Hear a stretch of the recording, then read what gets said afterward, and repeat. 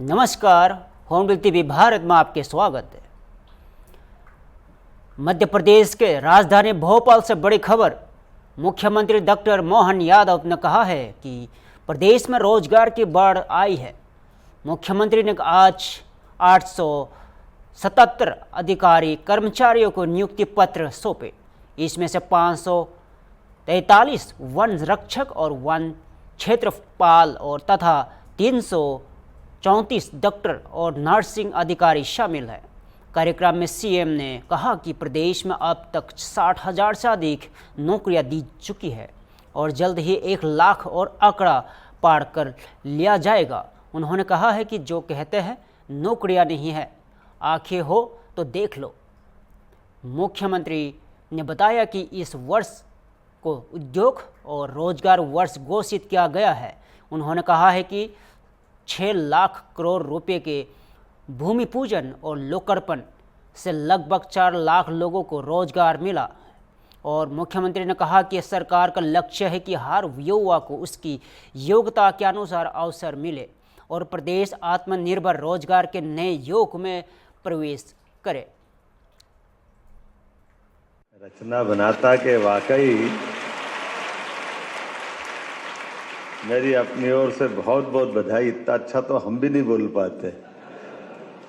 कितनी अच्छी मेहनत करके शब्दों का संचय, उनका अपने मनोभाव से व्यक्त करना, भावनाओं की अभिव्यक्ति करना। विराजमान हमारे एक पीएस श्रीमान संदीप यादव जी, पीएस हेल्थ और फॉरेस्ट के दूसरे अफसर माननीय अंबाड़े जी, प्रधान मुख्य संरक्षक, क्या संरक्षक ही बोलते हैं ना, वन संरक्षक। अब मुझे पता नहीं है, मैं थोड़ा आपका विभाग का ऊपर के लेवल वाली रचना को तो समझता हूँ, लेकिन मैं ये अंदर की जानकारी के प्रधान मुख्य वन और स्वास्थ्य विभाग का मिला जुला हमारा आज का ये कार्यक्रम। इस कार्यक्रम में मंच पर विराजमान हमारे माननीय मंत्री श्रीमान नरेंद्र शिवाजी पटेल, जोरदार अभिनंदन। उनने अच्छे से अपनी बात रखी।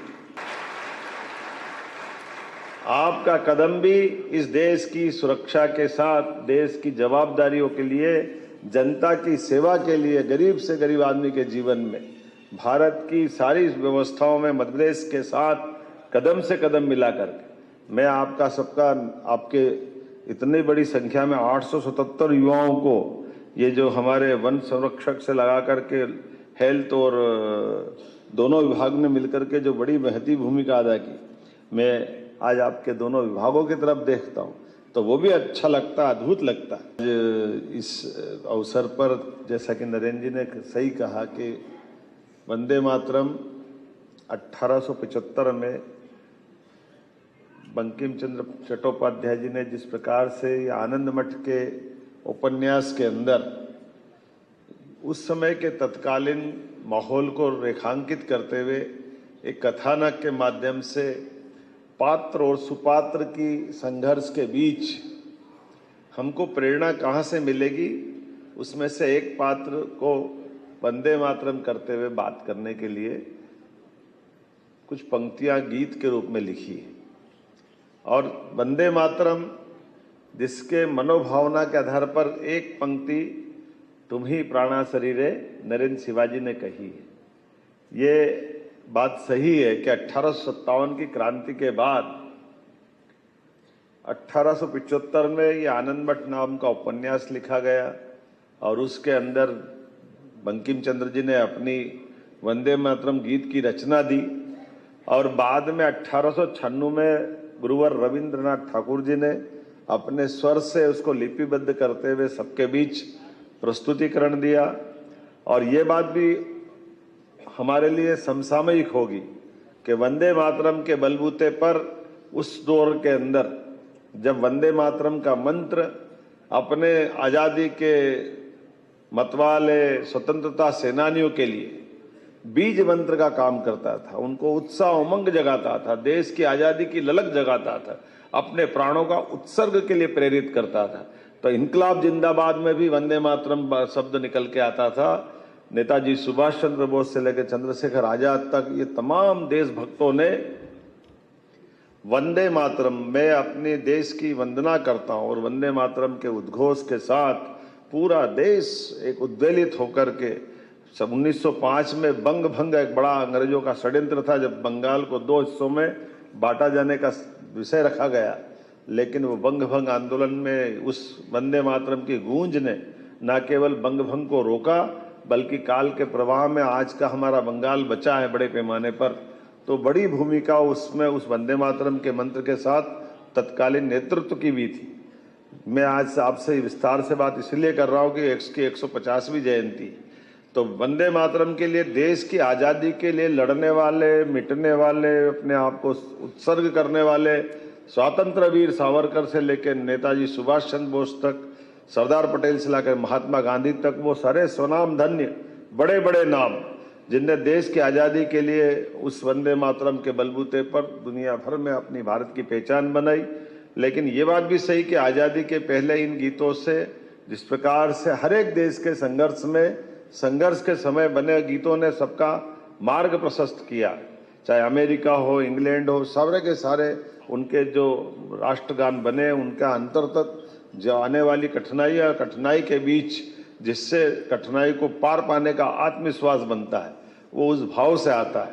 लेकिन बने हुए देश को आगे बढ़ाने के लिए ये तंत्र भी चाहिए, जिस तंत्र के आधार पर ये सच्चे अर्थों में ये मूल मंत्र है, जिस मूल मंत्र के बलबूते पर हमारा देश दुश्मनों के हाथों से सदैव बचावी रहे, सुव्यवस्था स्थापित करे, अपने अपने कामों में हमको यश मिले। हमारे लिए सौभाग्य की बात है, उस उथल पुथल भरे देश के समय जब देश में 600 से ज्यादा रियासतें थी और अंग्रेजों के द्वारा उस समय छोड़े गए एक,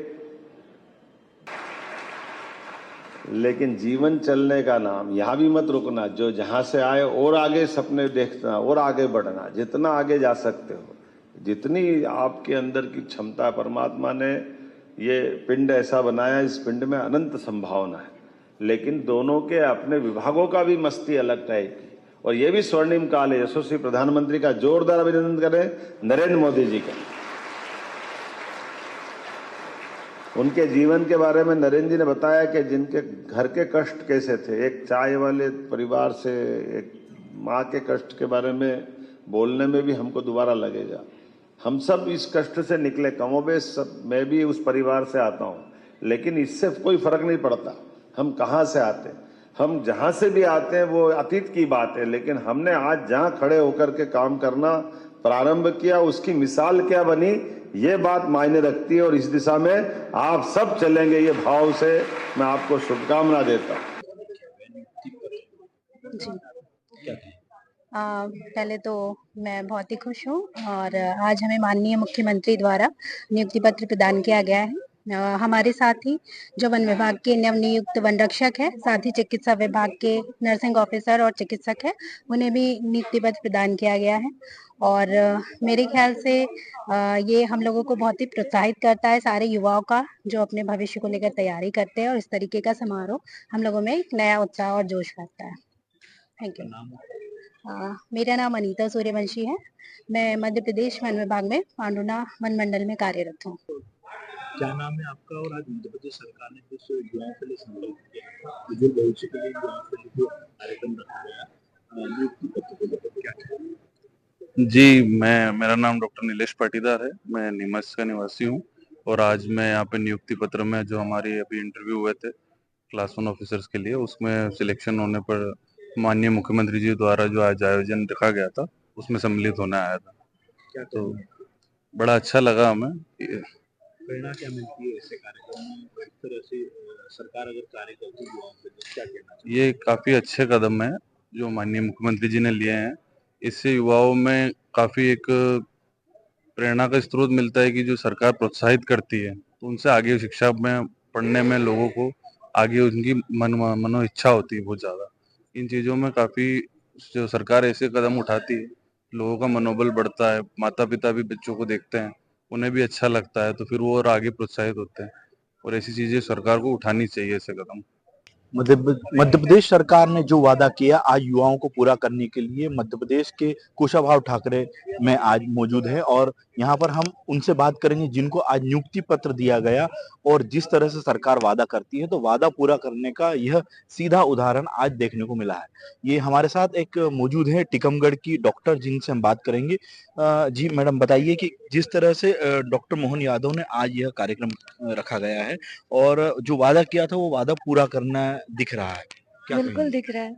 क्या कहेंगे? मेरा नाम डॉक्टर नेहा चौरसिया है। मैं जिला अस्पताल टीकमगढ़ में एज अ पीडियाट्रिशियन पदस्थ हुई हूँ। तो डायरेक्ट क्लास 1 जो अभी पोस्टिंग हो रही है विशेषज्ञ डॉक्टरों की, इससे जो स्वास्थ्य सेवाएं हैं उसमें और अच्छा काम करने को मिलेगा, फोकस्ड काम। जो कि एक डॉक्टर है अगर पीडियाट्रिशियन है तो वो ज़्यादा से ज़्यादा अपना समय उन बच्चों को देगा और जो ग्राउंड लेवल पे भी जो दिक्कत है उनको समझ के उनको अच्छा काम करने की कोशिश करेगा। अच्छा, सरकार के इस तरह के जो कार्य हैं वो ऐसे होना चाहिए, इससे और क्या प्रेरणा मिलेगी और भी डॉक्टरों को क्या कहना चाहेंगे आप? ये जो डॉक्टरों की कमी है इससे पूरी हो रही है तो बिल्कुल अच्छा काम है। तो सरकार ने ऐसे कदम उठाना चाहिए लगातार। हाँ बिल्कुल हमेशा उठाना चाहिए। जैसे आज यह कार्यक्रम हुआ है तो मुख्यमंत्री और सरकार को क्या कहना चाहेंगे? सरकार और मुख्यमंत्री जी को धन्यवाद कहना चाहूंगी। तो ये थे हमारे साथ टीकमगढ़ की डॉक्टर जिन्होंने कहा कि सरकार ने इस तरह के कार्य करना चाहिए जिससे हमारे आने वाले पीढ़ी को और भी प्रोत्साहन मिलेगा और डॉक्टरों की कमी की पूर्ति होगी। हॉर्नबिल के लिए स्टेट हेड अमरीश शर्मा, भोपाल। लखनऊ के आकाशवाणी में महिलाओं के अधिकार और कार्यस्थल पर सुरक्षा को लेकर एक विशेष कार्यशाला का आयोजित की गई। कार्यशाला का उद्देश्य महिलाओं के प्रति संवेदनशीलता बढ़ाना और यौन उत्पीड़न जैसी समस्याओं के समाधान पर चर्चा करना था। कार्यक्रम में आकाशवाणी के महिला अधिकारी और कर्मचारी, सामाजिक कार्यकर्ता तथा अधिवक्ता मौजूद रहे। आकाशवाणी की उप निदेशक सुमन लता शुक्ला ने महिलाओं के मुद्दों के साथ साथ पुरुष समाज से भी अपील की है कि वे महिलाओं के प्रति अपना व्यवहार सकारात्मक और सम्मानजनक रखें। और कार्यशाला के दौरान वंदे मातरम के 150वें वर्ष पूरे होने के अवसर पर सभी ने सामूहिक रूप से वंदे मातरम का गान किया। इस कार्यशाला ने कार्यस्थल पर महिलाओं की सुरक्षा और समानता के महत्व को फिर से रेखांकित किया है। आज किस तरीके के कार्यक्रमों का आयोजन आपके द्वारा किया जा रहा है? ये एक कार्यशाला है जो महिलाओं को यौन उत्पीड़न से संबंधित है और ये कार्यस्थल पर महिलाओं के लिए एक बहुत गंभीर समस्या है। तो महिलाओं को इसके बारे में जानकारी देना, उनको जागरूक करना, ये इसका उद्देश्य है। कहाँ से लोग आए हैं? यहाँ पे मुख्य रूप से आकाशवाणी लखनऊ के लोग ही हैं और सभी वर्ग के कर्मचारियों को इसमें सम्मिलित किया गया है। महिलाओं को लेकर बहुत समस्याएं आती है, तो इसमें क्या क्या सुझाव दिए जाएंगे? सुझाव यही है कि वो अपने अधिकारों के प्रति जागरूक रहें और यहाँ पे एक स्वस्थ वातावरण रखें। मतलब पुरुषों से भी अपेक्षा है कि यहाँ पर महिलाओं के प्रति अपना व्यवहार अच्छा रखें और एक स्वस्थ वातावरण हो जिससे कि महिलाएं अपना अधिक से अधिक योगदान दे सकें। वंदे मातरम के 150 वर्ष पूरे हो रहे हैं, उस पर भी कोई कार्यक्रम है? हम लोगों ने अभी वंदे मातरम सामूहिक रूप से गाया है उसी के उपलक्ष्य में और सभी लोग उसमें सम्मिलित हुए। जी, क्या नाम है आपका? सुमन लता शुक्ला, मैं यहाँ उप निदेशक हूँ और आईसीसी की अध्यक्षा भी हूँ। सुप्रीम कोर्ट ने शुक्रवार को आवारा कुत्तों को सार्वजनिक स्थानों से हटाने का आदेश दिया है। इनमें से शैक्षणिक संस्थान, हॉस्पिटल, बस स्टैंड, खेल परिसर और रेलवे स्टेशन शामिल है। शीर्ष अदालत ने कहा है कि यह कार्य 8 हफ्तों के भीतर पूरा किया जाना चाहिए। स्थानीय निकायों को निर्देश दिया गया है कि वे आवारा कुत्तों को पकड़े, टीकाकरण और नसबंदी के बाद उन्हें निर्देशांक शेल्टर में स्थानांतरित करें। और सुप्रीम कोर्ट ने स्पष्ट किया है कि इन कुत्तों को उसी स्थान पर वापस नहीं छोड़ा जाना चाहिए ताकि संस्थानों और सार्वजनिक क्षेत्रों को कुत्तों की उपस्थिति से मुक्त किया जा सके। यह निर्णय राजस्थान उच्च न्यायालय के पहले के आदेशों की भी पुष्टि करता है, जिनमें से राज्य सरकार और नगरपालिका अधिकारियों को राजमार्गों और एक्सप्रेसवे से मवेशियों और आवारा पशुओं को हटाकर आश्रय स्थलों में पुनर्वासित करने का निर्देश दिए गए थे। सुप्रीम कोर्ट की यह पहल न केवल सार्वजनिक सुरक्षा के लिए है, बल्कि आवारा कुत्तों के मानव समाज में सुरक्षित और असंरक्षित जीवन को भी सुनिश्चित करती है। 11/8 का ऑर्डर वापस आ गया है। जैसे इन्होंने 11/8 में बोला था कि शेल्टर हाउसेस में सारे डॉग्स को ले जाइए, रीलोकेट करिए उनको शेल्टर हाउसेस में, वही उसी तरह का थोड़ा सा डिफरेंट वर्जन में ऑर्डर आ गया है। चलिए, सारी institutions, governmental institutions, education institutions, I am sorry about this, railway stations, transport, बस ट्रांसपोर्ट, बस स्टैंड्स वगैरह सब से डॉग्स को उठाया जाएगा और उनको रीलोकेट किया जाएगा और वापस वहाँ पे नहीं आया जाएगा। नोडल ऑफिसर एक अपॉइंट किया जाएगा जो ये इंश्योर करेंगे कि ये वापस इन इंस्टीट्यूशंस में ना आ सकें।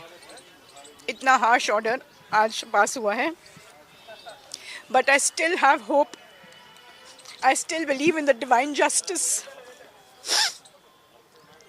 कि जो बेज़ुबान जानवर हैं उसके साथ इतनी नाइंसाफ़ी, उनको तो पता भी नहीं है कि उनके साथ क्या होने जा रहा है। रीलोकेशन जो एबीसी रूल्स में अ बिग नो है, उसको आज पूरी तरह से एक तरह से जस्टिफाई कर दिया गया है कि ये बिकॉज ऑफ द बाइट्स, जो बाइट्स आधी से ज़्यादा मीडिया हाइप है और जो bites monkeys bites, cat bites और दूसरी एनिमल्स की बाइट्स हैं, उनको इंक्लूड कर रही है। वो मेरे पास सारा डेटा है, लेकिन आज जो हुआ है बड़ा अनफॉर्चुनेट है मेरे लिए और बहुत सारे डॉग लवर्स के लिए और बहुत सारे एनिमल लवर्स के लिए, क्योंकि सिर्फ डॉग्स के लिए नहीं है, ये काउस के लिए भी है, सबके लिए है। हाईवे से उठाया जाए उनको वापस, आप उनको शेल्टर हाउसेस अगर आप दे रहे हैं तो वहाँ पे कंडीशंस भी तो अच्छी होनी चाहिए ना, शेल्टर हाउसेस वाली होनी चाहिए जहाँ पे उनको प्रॉपर खाना मिले, पानी मिले। शेल्टर हाउसेस की कंडीशंस आपने देखी है?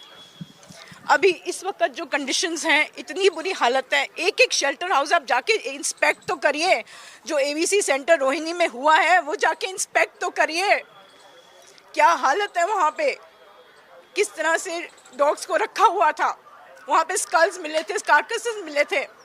मेरी कंटेम्प्ट पिटिशन अभी कोई सुनवाई नहीं हुई, किसी की कोई एसएलपी मेरी सुनवाई नहीं हुई। दूसरे जो केसेस जिन्होंने फाइल किए उसकी किसी की सुनवाई नहीं हुई और आपने इतना हार्श ऑर्डर पास कर दिया। ठीक है, we respect this order because you are the Supreme Court, you are the honourable Supreme Court, we will respect this order, 100% we will respect this order, but I still feel that there is divine justice which will come to these voiceless creatures who cannot speak.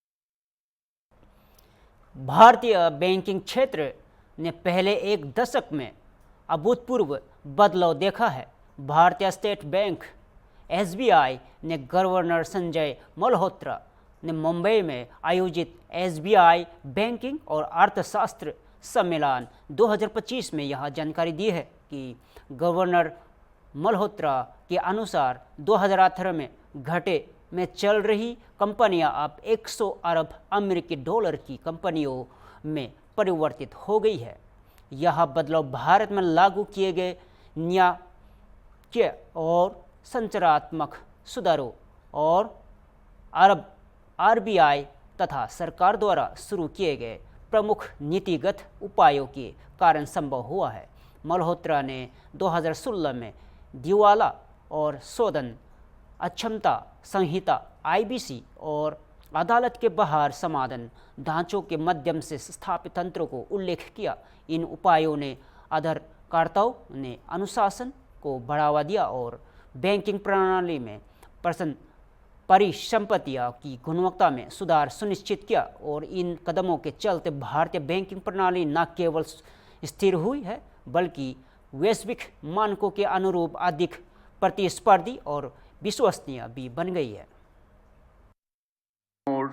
These developments, this performance, these changed realities.